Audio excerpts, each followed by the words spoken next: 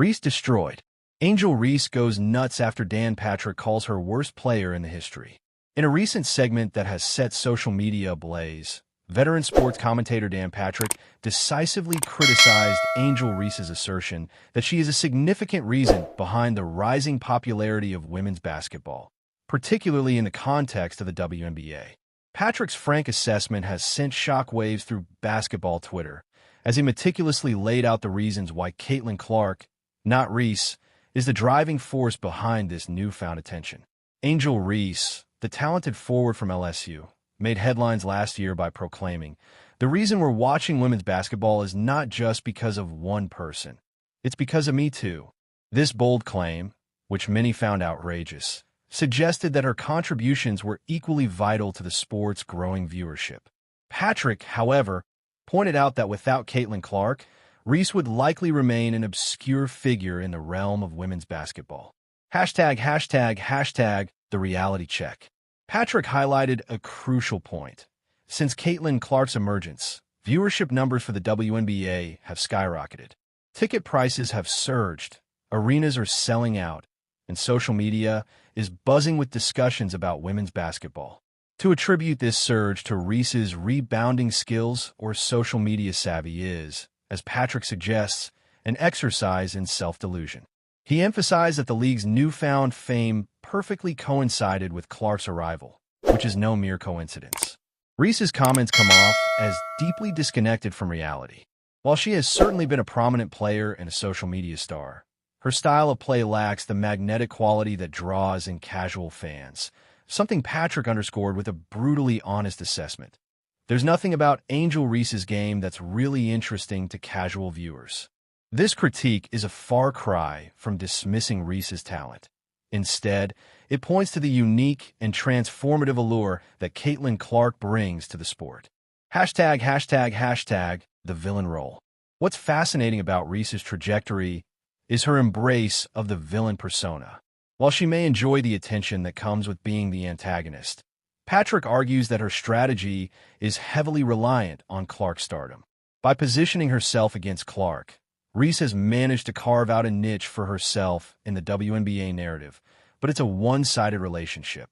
Without Clark, Reese's relevance diminishes significantly. Patrick compared Reese's approach to that of NBA players known for their antagonism, like Draymond Green.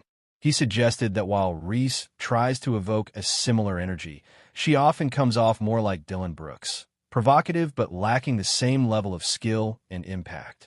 This distinction is vital, as it highlights the fundamental difference between being a competent player and being a game changer. ###jealousy and insecurity. One of the more striking points Patrick made is the underlying jealousy that seems to fuel Reese's actions. He noted that instead of celebrating her national championship victory with her teammates, Reese's first instinct was to mock Clark. Such behavior reveals a deeper insecurity regarding her place in the narrative of women's basketball. While Clark has consistently let her game speak for itself, Reese has leaned into drama and controversy.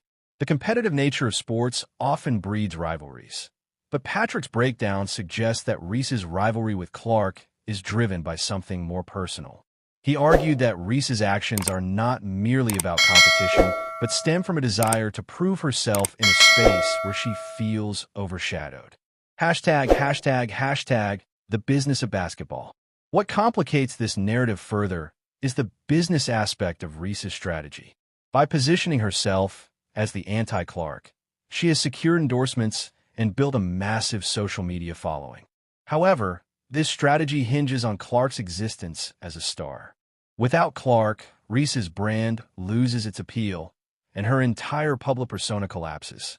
Patrick's analysis raises an uncomfortable but important question. If the two players never shared the court again, whose career would suffer more? His assertion is clear. Angel Reese needs Caitlin Clark, but Caitlin Clark does not need Angel Reese. This stark reality check underscores the disparity in their respective impacts on sport. ###conclusion, a delusion dispelled. In essence, Dan Patrick's critique of Angel Reese serves as a crucial reminder of the dynamics at play in women's basketball. While both players are undoubtedly talented, The narrative surrounding the sport's resurgence is inextricably linked to Caitlin Clark's unique contributions. Patrick's assessment dismantles the notion that Reese shares equal credit for the WNBA's popularity, instead illuminating the uncomfortable truth. Clark is the sun, and everyone else, including Reese, is merely orbiting her star.